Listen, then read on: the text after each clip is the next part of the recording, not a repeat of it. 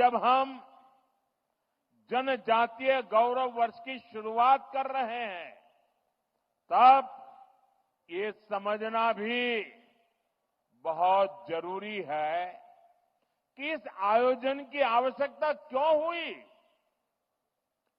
ये इतिहास के एक बहुत बड़े अन्याय को दूर करने का एक ईमानदार प्रयास है। आजादी के बाद आदिवासी समाज के योगदान को इतिहास में वो स्थान नहीं दिया गया जिसका मेरा आदिवासी समाज हकदार था। आदिवासी समाज वो है जिसने राजकुमार राम को भगवान राम बनाया। आदिवासी समाज वो है जिसने भारत की संस्कृति और आजादी की रक्षा के लिए सैकड़ों वर्षों की लड़ाई को नेतृत्व दिया।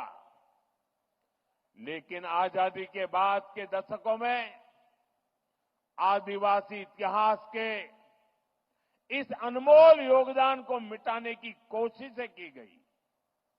इसके पीछे भी स्वार्थ भरी राजनीति थी।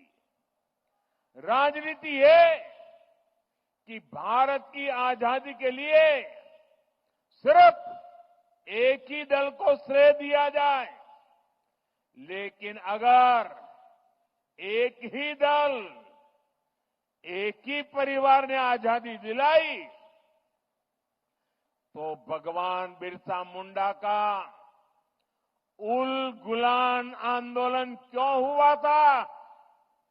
संथाल क्रांति क्या थी?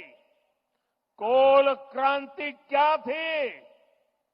क्या हम महाराणा प्रताप के साथी उन रणबांकुरे भीलों को भूल सकते हैं क्या?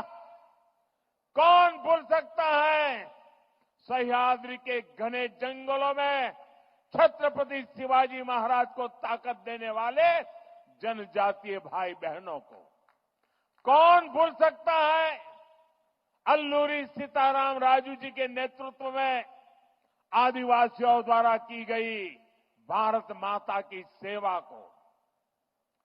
तिलका मांझी, सिद्धू कान्हो, बुधू भगत, तीरथ सिंह, तेलंखरिया, गोविंद गुरु, तेलंगाना के रामजी गौंड, एमपी के बादल भोई, राजा शंकर शाह, कुंवर रघुनाथ शाह, मैं कितने ही नाम लूं।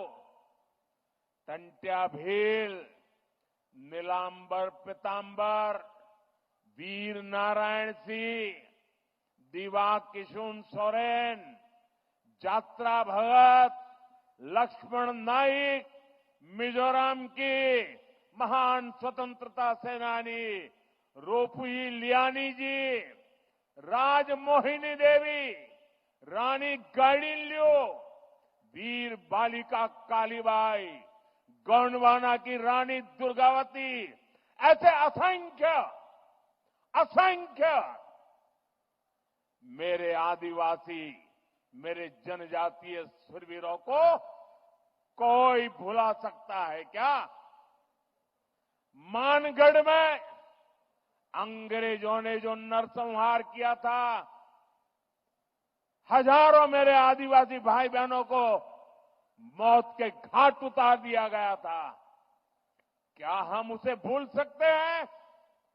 साथियों, संस्कृति हो या फिर सामाजिक न्याय,